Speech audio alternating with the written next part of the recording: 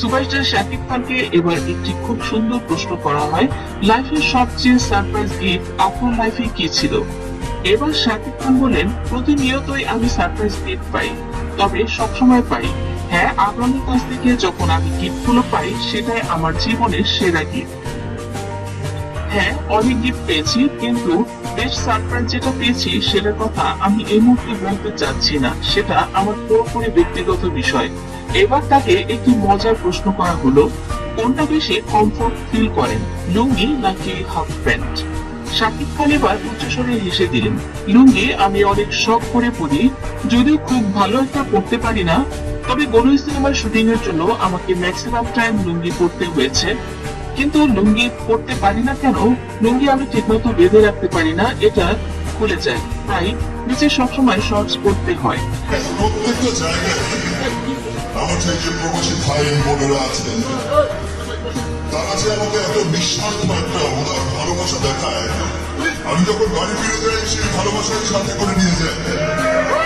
সাকিবের এই মজার প্রশ্নে সবাই তখন হো হো করে হেসে দিলেন। আসলে খুব মজার কথা বলেন সাকিব। তবে শাকিব খান এও জানালেন তিনি লুঙ্গি নয় শর্টস পরতে বেশি কমফোর্ট ফিল করেন। শুজ নাকি পারফিউম, কোনটা আপনার সবচেয়ে প্রিয়?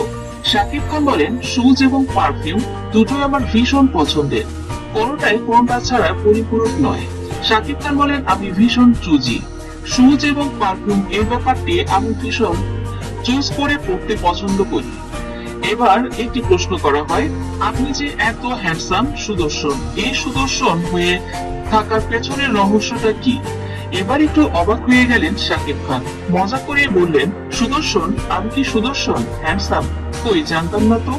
শাকিব খান কিন্তু নিজেও জানেন তিনি কথাটি সত্যি বলছেন না, কারণ একজন নায়ক, তিনি নিজে তো জানবেনই তিনি আসলে কতটা হ্যান্ডসাম।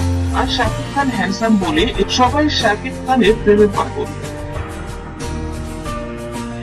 এই পর্যায়ে শাকিব খান যখন কনফিউজ ছিলেন তিনি কি হ্যান্ডসাম, তখন অডিয়েন্সদের প্রশ্ন করা হয় উনি কি হ্যান্ডসাম, তখন দুবাইয়ের সবাই উত্তেজিত হয়ে বলেন, হ্যাঁ হ্যাঁ, শাকিব ভাই অনেক হ্যান্ডসাম, ওনার মতো হিরো বাংলাদেশে আর একটিও নেই। শাকিব খান বলেন, হ্যান্ডসাম আমি গড গিফটেড, আমি আসলে কিছুই করি না। এবার শাকিব খানকে প্রশ্ন করা হয় দেশের বাইরে তিনটি প্রিয় নায়িকার নাম বলতে। শাকিব খান এবার বললেন, মায়ের খাবো নাকি, আমি বাবা বলতে পারবো না, কার নাম কখন বলবো আর কে রাগ হবে, তার চেয়ে ভালো আমি চুপ করে যাই। শাকিব খান পর্যায়ে নিজেকে সেভ করতে কারো নাম